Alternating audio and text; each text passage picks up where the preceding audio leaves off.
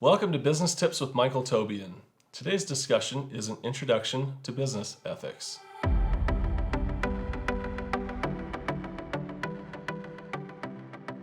Thanks for joining the discussion today. We're going to have an overview of business ethics, but we're also going to dive into 7 principles of business ethics that I run into all the time, and over time I've developed an opinion about them. The free market relies on 2 things that seem like they're in conflict, but they're really not. One is self-interest, and the other is business ethics. If we're competitive and act in a selfish way and try to get all the business for ourselves, that's a good thing when it comes to the free market. It keeps prices down, it keeps quality up. But at the same time, if we're not ethical, then we're duping people and it's disruptive to the business market, to the free market.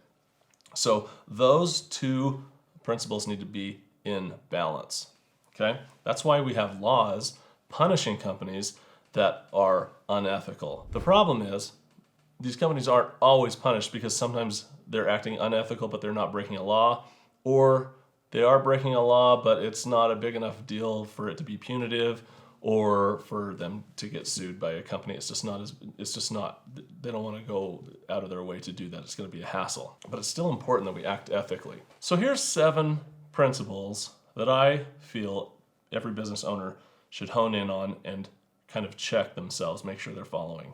The first one is slander, libel, and untrue statements that they're making, usually about their competition. So suing somebody for slander is difficult because you have to prove damages and, it's something that people kind of do all the time and get away with it. But it doesn't mean it's right. So my suggestion is that you should avoid talking about your competition, like at all. If you are going to say something about it in a sales pitch or something, keep it factual. Don't say things that might suggest otherwise, or might suggest, or definitely don't say things that aren't true about your competition or statements that you don't know. I have a competitor that does this to me all the time. They're constantly telling our clients things about us that are not true. And sometimes our clients call them out on it. Sometimes I get a call from a client and they say, your competition, this company, said this, and I say, well, that's not true. And they say, I didn't think it was true.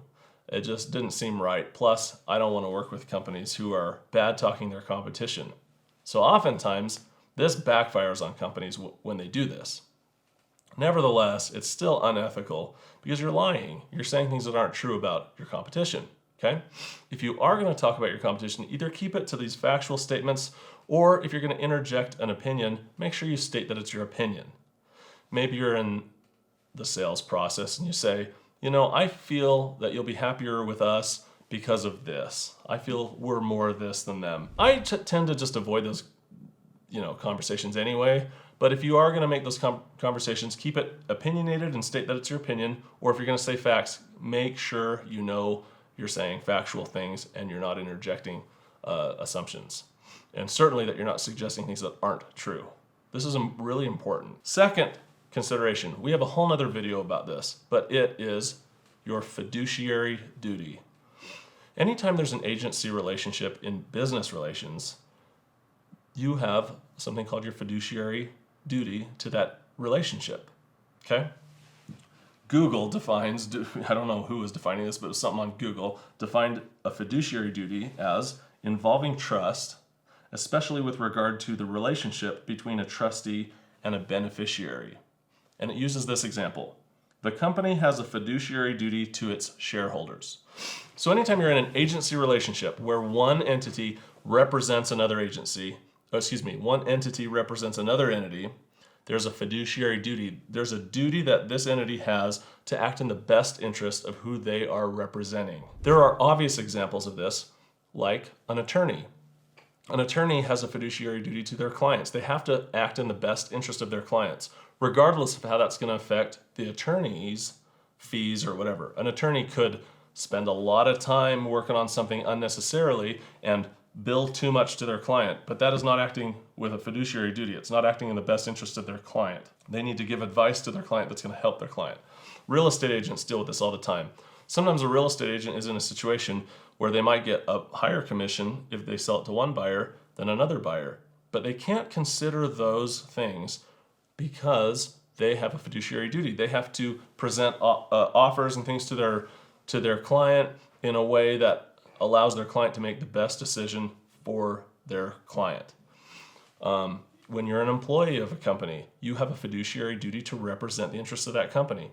I got a haircut the other day, and the stylist said, "Hey, you should use this other haircutting place." And I thought that was odd. And then I found out that she was going to be working for this other place. Well, I happen to know that salon isn't booth rent. They do a commission kind of thing. They are an employee of the salon. Well, that hair stylist was violating their fiduciary duty. That company hired the stylist to represent their best interests, and they failed. Okay, so that's your fiduciary duty. We're going to dive into that in another discussion. Okay, the third thing, gouging and fair pay. It's really important that you pay your employees and your workers fairly. This is going to be a good business decision, you'll find. But besides that, it's an ethical consideration. You may not get in trouble for paying your employees less than they're worth. But are you going to be able to sleep at night if you do that? So, especially if you're charging a premium for your services. Now, sometimes you're in a situation where you're offering a discount and you might tell your employees, well, this job, if it's a job-based thing, is not going to pay as much because we're all getting paid less. But if you're getting paid a premium, it's not very honest or ethical to gouge your employees, because a lot of times the people who get the short end of that stick are your employees that aren't very aggressive. They won't stand up for themselves. So an employer who pays people fairly and treats everyone honestly is a good employer, and they are conducting themselves in a way that's positive to the free market and positive to humanity. Number 4, pricing. So you need to price your services fairly, and you need to be able to justify the value that you're bringing for that price. Otherwise, you're acting unethically, okay? If you are overcharging for services and then the client doesn't find out you were overcharging until it's too late, that's an ethical violation in my opinion. It's also a terrible business decision because you'll never get that work from that client again. They're never going to refer you, okay? We're going to dive into this also in a further discussion. Okay, number 5, prejudice. I think it goes without saying that you should conduct yourself in a way that's impartial towards clients and colleagues in terms of their race and sexual orientation and gender and things like that. I think most people would agree with that. However, sometimes we should be reflective as to whether we're actually behaving that way. Sometimes we have subconscious things about the way we behave that reflect something that's not impartial in that regard. So I think being aware of that is the first step. Furthermore, we might be in situations where clients or colleagues might not be acting in that way. And then we have an ethical situation there. Do we continue business with that person?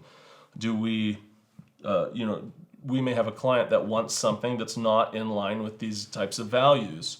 Do we do that for the client or don't we? I'm not going to give examples and tell you what needs to happen, but certainly what does need to happen is we need to be reflective of that and make decisions based on what our principles are. Do you want your company represented in a way that is going to be an ethical violation in regards to prejudice? Number 6, kickbacks. So oftentimes we're in business-to-business relationships where we are offered a kickback. As I was a business broker, I was often offered kickbacks from banks. They said, push your guys toward my bank to get a loan, and we will kick back a little bit of the money. Well, a lot of business brokers in my industry do that. However, me and my firm, Alpine Business Brokers that I worked with, felt that that was a conflict of interest and an ethical violation. It's not actually illegal in my industry. Some industries it is illegal to do that, but our industry it's not. Certainly it's ethical, or it's unethical to take a kickback from a bank when I'm representing a client and not disclose it to the client. People do it anyway. But if you're going to take a kickback and you have an agency relationship, you need to disclose that kickback to your client that you are the agent for. Otherwise, you have a conflict of interest that's an ethical violation. Like I said, when in my business brokerage firm that I work with, We just don't do it at all because we avoid the conflict of interest completely. It's good business. And also, we don't run into any ethically gray areas at all in this area. We tell the bank to just give it to the client, or we just tell the bank we're not interested. So you have to determine whether you're going to take kickbacks, or if you do take a kickback, whether you're going to disclose it. I'm sometimes in a situation where I have a client that I know is taking a kickback and not disclosing it in certain situations, and I've thought, gosh, do I have to step away from this situation, or is this just not my problem? You know, these are things we got to think about. I think if you're thinking about them, then you're on the right track, because most people just don't bother thinking about them, or they don't care. And finally, conflicts of interest. You're going to run into conflicts of interest oftentimes with these agency relationships. This often is manifest in a partner relationship that you have. Maybe you're a partner with somebody in a particular project, and then you might run into a different project that would be a conflict of interest. Maybe it would create a competitive situation between you and this partner and these two entities, where you have a fiduciary duty to your partner to act in the best interest of this project that you have. However, you have another project that might interfere with that fiduciary duty.